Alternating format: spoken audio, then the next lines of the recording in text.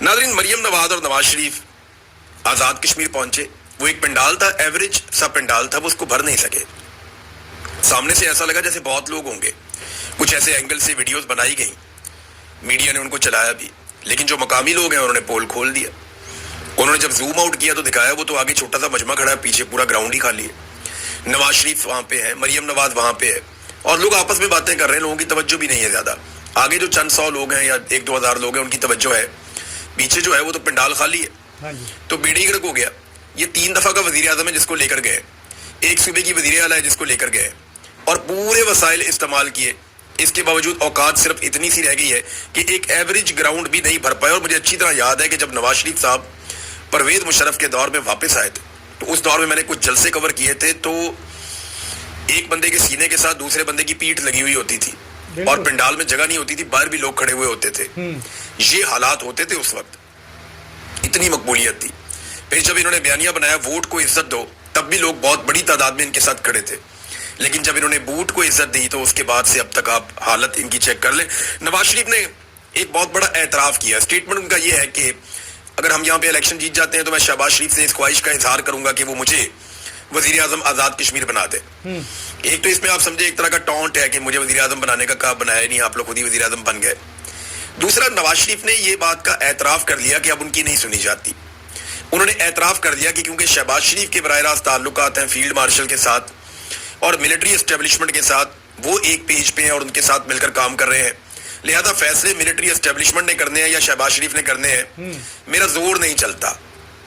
नवाज शरीफ ने दूसरी तरह अपनी बेबसी का इजहार किया है कि अगर मैं आज़ाद कश्मीर का वज़ीर आज़म बनना भी चाहूँ या मेरी ये ख्वाहिश भी है तो मेरा ये बस में नहीं है, मेरा जोर नहीं चलता। मुझे एस्टेब्लिशमेंट और एस्टेब्लिशमेंट का जो सबसे बड़ा अर्दली है शहबाज शरीफ, ये दोनों मिलकर मुझे बना सकते हैं वज़ीर आज़म, मैं खुद नहीं बन सकता। 3 दफा वज़ीर आज़म रहने वाले का ये अंजाम मुझे बहुत तकलीफ हुई कि आज वो एक छोटे से इलाके का, एक छोटे से खित्ते का, एक छोटे से मुल्क का वज़ीर आज़म बनना चाहता है और वज़ीर आज़म बनने की ख्वाहिश इतनी है। एक और चीज़ मैंने सोची कि ये खानदान अपने घर से बाहर इक़्तिदार देखना ही नहीं चाहता किसी के पास। यानी एक भाई वज़ीर आज़म पाकिस्तान है, बेटी वज़ीर आला पंजाब है, बाकी सारा खानदान एडजस्ट किया हुआ है। नायब वज़ीर आज़म जो है वो भी अपना रिश्तेदार लगाया हुआ है, और अब ख्वाहिश ये है कि एक जगह और इलेक्शन हो रहा है, वहां पे जाके मैं वज़ीर आज़म बन जाऊं।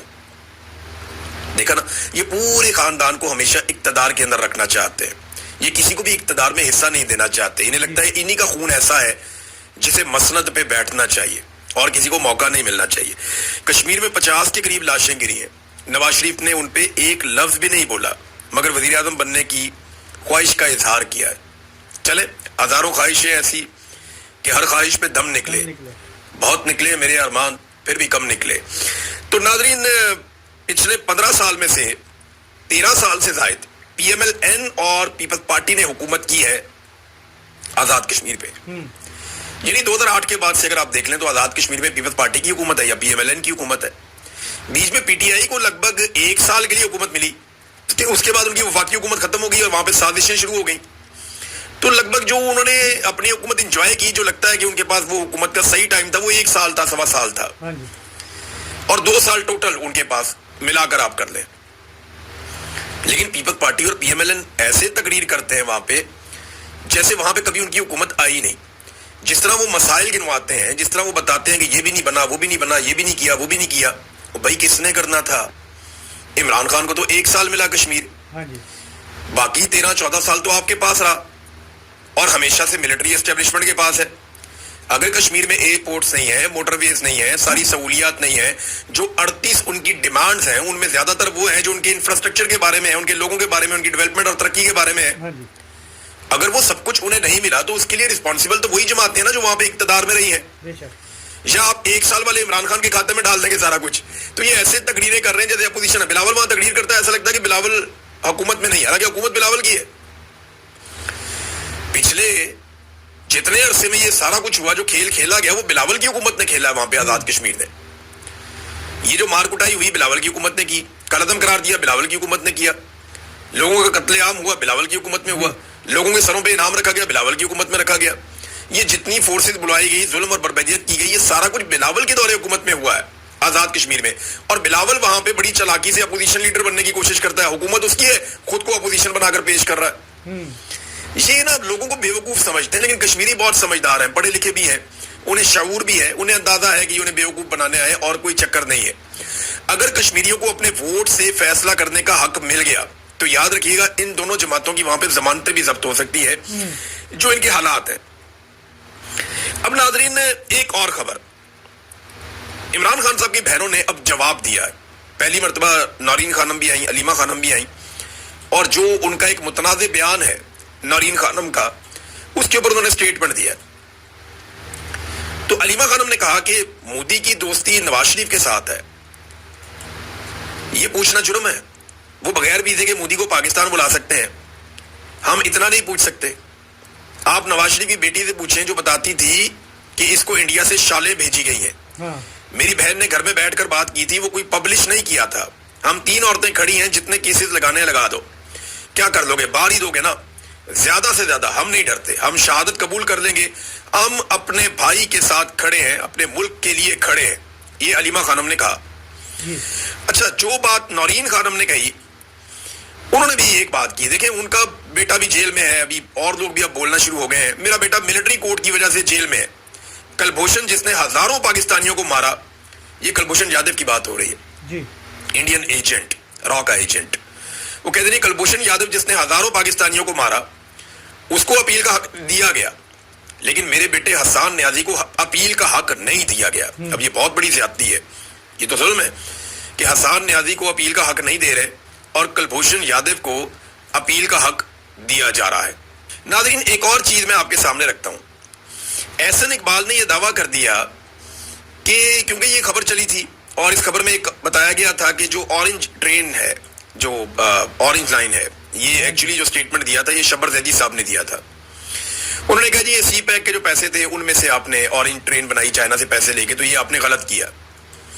تو احسن اقبال صاحب نے کہا جی آپ کی اطلاع کے لیے عرض ہے, لاہور میں اورنج ٹرین وفاقی حکومت کے پیسوں سے نہیں بنی, بلکہ وہ 100% پنجاب حکومت نے اپنے پیسوں سے اور بجٹ سے بنائی تھی. احسن اقبال کا جھوٹ پکڑا گیا اور یہ حقائق میں آپ کے سامنے رکھ دیتا ہوں. یہ وہ ڈاکومنٹ ہیں جو اورنج ٹرین سے ریلیٹڈ ہیں, اور یہ وہ تمام خبریں ہیں جو سرکار نے خود چھپوائی ہیں. یہ خبریں یہ بتاتی ہیں کہ اورنج ٹرین کا جو پروجیکٹ ہے وہ سی پیک کے زمرے میں جو چائنا نے پیسہ دیا تھا, یہ ان پیسوں سے بنی ہے. یہ جو منصوبہ تھا یہ لگ بھگ 1.65 بلین ڈالرز کا تھا, یعنی 1.5 ارب ڈالر سے زیادہ کا منصوبہ تھا. ٹوٹل اس کی جو کاسٹ تھی, اس کا جو 48% پیسہ ہے وہ پاکستان کی وفاقی حکومت نے کنٹریبیوٹ کیا ہے. اور اس کے علاوہ جو چائنا کا ایک بینک ہے ایکسم بینک, اس نے سافٹ لون دیا ہے 52%. تو چائنا کا پیسہ بھی آ گیا اور وفاق کا پیسہ بھی آ گیا, اور احسن اقبال صاحب کا جھوٹ بھی پکڑا گیا. یہ ایسے ٹھلے منہ کے ساتھ جھوٹ بولتے ہیں, لگتا ہے کہ کسی کو سمجھ ہی نہیں آئے گی. یہ ریکارڈ سارا ہم آپ کے سامنے رکھ دیتے ہیں, آپ دیکھ لیجئے. یہ ریکارڈ یہ بتا رہا ہے کہ لگ بھگ آدھا پیسہ یہ چائنا سے لے کر آئے تھے اور یہ قرضہ ہے پاکستان کے اوپر, اور سی پیک کی مد میں یہ پیسے پاکستان میں آ رہے تھے. اور دوسرا آدھا پیسہ جو ہے وہ وفاق نے اور پنجاب نے ڈالا تھا. اب مجھے بتائیں کہ وفاق کا پیسہ بھی آ گیا, جو احسن اقبال نے جھوٹ بولا, انہوں نے کہا جی 100% پیسہ پنجاب نے لگایا. نہیں, سی پیک کا بھی ہے, وفاق کا بھی ہے, اور باقاعدہ اس کے ریکارڈ کا یہ حصہ ہے. اور یہ ایک ایسا منصوبہ ہے جس کی قیمت پاکستانی اب بھی چکا رہے ہیں. یعنی یہ خسارے میں چلنے والا منصوبہ ہے, آپ اس کی قیمت چکاتے رہیں گے.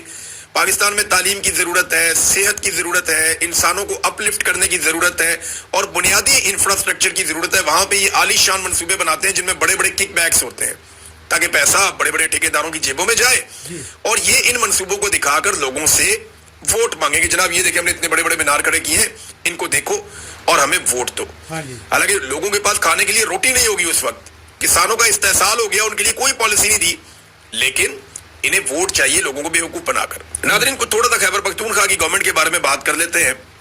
سہیل آفریدی صاحب نے اسٹیبلشمنٹ کی تقریباً ساری باتیں ہی مانی ہیں, جس میں چیدہ کچھ چیزیں میں آپ کو بتا دیتا ہوں. نمبر 1, انہوں نے ایکشن ان سول ایڈ کا ایک قانون تھا جس کو کہا تھا فوری طور پہ ختم کریں گے, انہوں نے وہ ختم نہیں کیا, اسٹیبلشمنٹ کی بات مانی, اس کو کنٹینیو کیا. پھر فوجی آپریشن پہ انہوں نے کہا تھا جی ہم نہیں ہونے دیں گے. آج وہ خود کہتے ہیں کہ ہم کوارڈینیشن کے ساتھ فوجی آپریشنز کر رہے ہیں, اس کے وہ خلاف نہیں ہے. عوام کا انخلاء انہوں نے کہا تھا ہم نہیں ہونے دیں گے. آج مختلف علاقوں کی عوام کے انخلاء کے اندر صوبائی حکومت خود مددگار ہے. پھر انہوں نے کہا تھا ڈرون حملے بالکل قابل قبول نہیں ہے. اب ڈرون حملوں کے اوپر ایک بھی FIR نہیں ہوتی, اور وزیر اعلیٰ اپنی بے بسی آپ کو بتا چکے ہیں. پھر بجٹ بھی انہوں نے کہا تھا ہم پاس نہیں ہونے دیں گے, انہوں نے بجٹ بھی اسٹیبلشمنٹ کے حکم کے مطابق پاس کروا دیا ہے. عمران خان کی آنکھ جب خراب ہوئی تو اس وقت جب بہت غصہ تھا لوگوں میں تو اسٹیبلشمنٹ کی درخواست پہ سہیل آفریدی صاحب نے انڈور احتجاج کیا جس میں وہ پورے خیبر پختونخوا کو اکٹھا کر سکتے تھے لیکن انہوں نے انڈور احتجاج کیا. اسٹریٹ موومنٹ میں جو عملی طور پہ کام ہوا وہ صفر ہے, یعنی اسٹریٹ موومنٹ کا ابھی تک آغاز بھی وہ نہیں کر پائے. محسن نقوی سے انہوں نے مکمل تعاون کیا, یعنی اسٹیبلشمنٹ کی وہ کون سی چیز یا ٹارگٹ ہے جو انہوں نے سہیل آفریدی سے اچیو نہ کیا ہو, اور سہیل آفریدی اس کے بدلے میں کیا لے پائے. نہ ان کی عمران خان سے ملاقات ہوئی, نہ وہ عمران خان صاحب کو علاج کی سہولت دلوا سکے, نہ ان کے ڈاکٹروں سے ان کی ملاقات کروا سکے, نہ بیٹوں سے بات کروا سکے اور نہ فیملی کی ملاقاتیں کھلوا سکے, نہ عمران خان صاحب کا کوئی بھی سٹیٹمنٹ باہر آتا ہے. تو یہ ہے جناب کل کارکردگی سہیل آفریدی صاحب کی اب تک کی. ہو سکتا ہے فیوچر میں وہ اچھا پرفارم کرے, تو تب تک کے لیے ویٹ کرتے ہیں اور دیکھتے ہیں. ناظرین, اسٹیبلشمنٹ جو ہے وہ یہاں جتنی مرضی کامیاب ہو جائے, جو مرضی کر لے, جب تک پاکستان میں معیشت بہتر نہیں ہوگی ان کے پاؤں اکھڑے رہیں گے, یہ کبھی بھی اپنے پاؤں پہ کھڑے نہیں ہو پائیں گے. اور معیشت بہتر ہوگی جب سرمایہ کاری آئے گی. پاکستان میں سرمایہ کاری کے حوالے سے انہوں نے جتنے بھی دعوے کیے آج تک سارے جھوٹے ثابت ہوئے. مثال کے طور پہ پہلے کہا گیا سعودی عرب سے بہت بڑی سرمایہ کاری آ رہی ہے اور دعوتیں بھی دی سعودی عرب والوں کی, البیک آ رہا ہے, یہ آ رہا ہے, وہ آ رہا ہے, 7 سٹار کی چین آ رہی ہے, کچھ بھی نہیں آیا. پھر کہا گیا عرب ممالک سے اربوں ڈالرز آنے والے ہیں, لگ بھگ 50 ارب ڈالر کی کہانی سنائی گئی, وہ پیسہ بھی نہیں آیا. پھر کہا گیا کہ SIFC ایک گیم چینجر ہے, اس کے اوپر بہت سارے جرنیل بٹھائے گئے لیکن وہ گیم چینجر ابھی تک ثابت نہیں ہو پایا. پھر کہا گیا کہ ہم معدنیات بیچ کر دنیا کے امیر ترین ممالک میں شامل ہونے والے ہیں, اور پھر ہم نے دیکھا کہ بریف کیس اٹھا کے آرمی چیف ڈونلڈ ٹرمپ کے سامنے کھڑے تھے, وہ پیسہ بھی نہیں آیا, وہ سرمایہ کاری بھی نہیں آئی.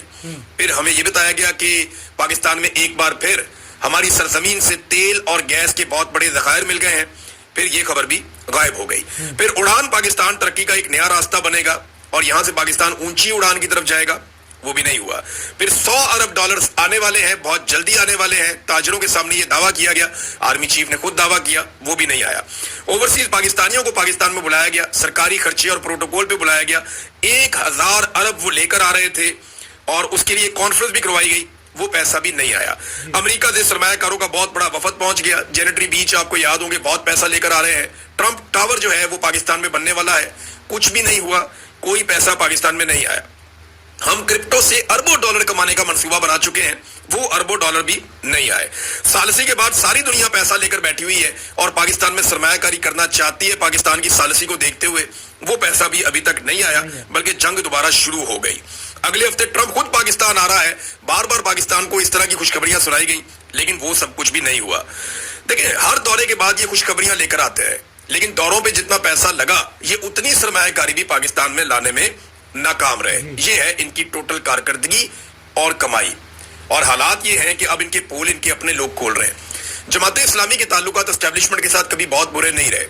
اب تو جماعت اسلامی کے جو امیر ہیں وہ بھی فضل الرحمان کے خلاف بول پڑے. انہوں نے کہا اور پول کھولتے ہوئے کہا کہ رجیم چینج آپریشن میں اسٹیبلشمنٹ کے اعلی کار بنے ہوئے تھے یہ لوگ, اور اب جب اقتدار میں حصہ نہیں ملا تو ناراض ہو رہے ہیں. سادی سی بات ہے. اب سب بتاتے ہیں کہ رجیم چینج آپریشن جو ہوا تھا اس کے پیچھے فوجی جرنیل تھے جن کے بارے میں آج جماعت اسلامی نے بھی فائنلی کہہ دیا ہے.